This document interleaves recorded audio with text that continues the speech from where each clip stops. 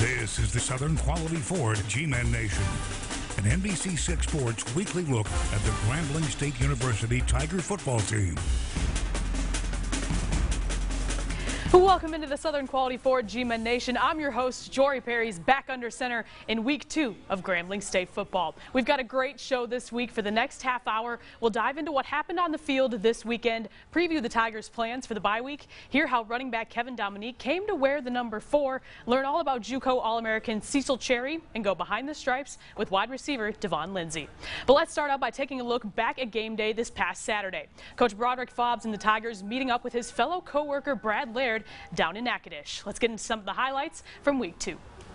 The 5th ever meeting between the Demons and Tigers, led by Broderick Fobbs and Brad Laird, now leading their respective alma maters. All the action in the first half of this game, Demons coming out hot. Shelton Epler going to Jalen Watson in the corner of the end zone.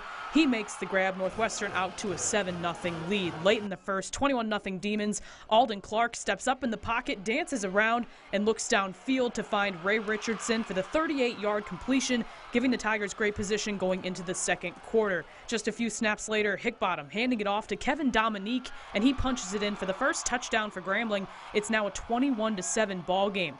Later in the second, Tigers trying to keep things close. Darius Christmas making the huge block on the attempted field goal that kept it at 21-7. But right before the end of the half, the Demons would find the end zone again.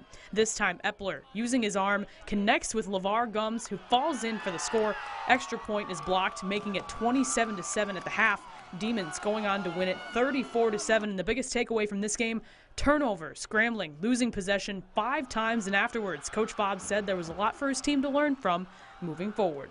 There's a lot that we need to take away from it. You know, we got to look at the film and basically scratch where it itches. You know, one thing about us, I think we have a chance to have a really good football team, but we have to do a better job of protecting the football, and we have to do a better job of stopping people and moving the football. I mean, we didn't play well in any phase of the game tonight, and that's just the way it goes. Turn the ball over 5 times, that's what the score is going to be. It doesn't matter who you play.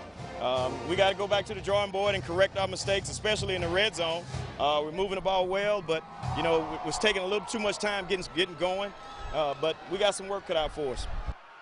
The final score may show that the Tigers only found the end zone once, but there were numerous action-packed moments in this game. Speaking of action, Tiger fans may have noticed quarterback Alden Clark seeing more of just that in week 2. And this next play demonstrates what he's willing to do as a leader of the team. Our play of the week for Grambling against the Demons came from quarterback Alden Clark. The first play of the second quarter, Tigers were at the Demons' 11-yard line. Clark, with the keeper, ran the ball and lowered his shoulder, blowing up Ryan Reed and blowing off his own helmet in the process. The 5-yard carry got the Tigers close enough to score on the next play, but look at this again in slow-mo.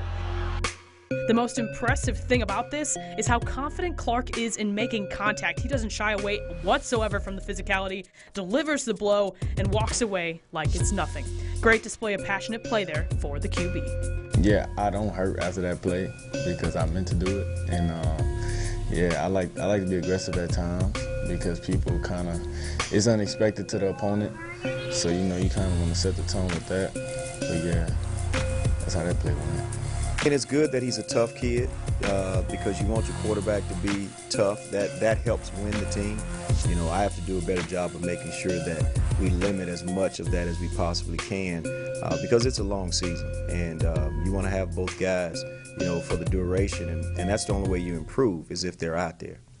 And the player of the game this week goes to the man with the only touchdown for the Tigers, running back Kevin Dominique. Dominique finished with the most all-purpose yards, totaling 74. He was second behind Alden Clark for rushing, averaging 5.1 yards on 11 carries, and he also had 18 yards on 2 receptions. You know, we were able to put Brooks back there, and he was able to run the ball a little bit effectively.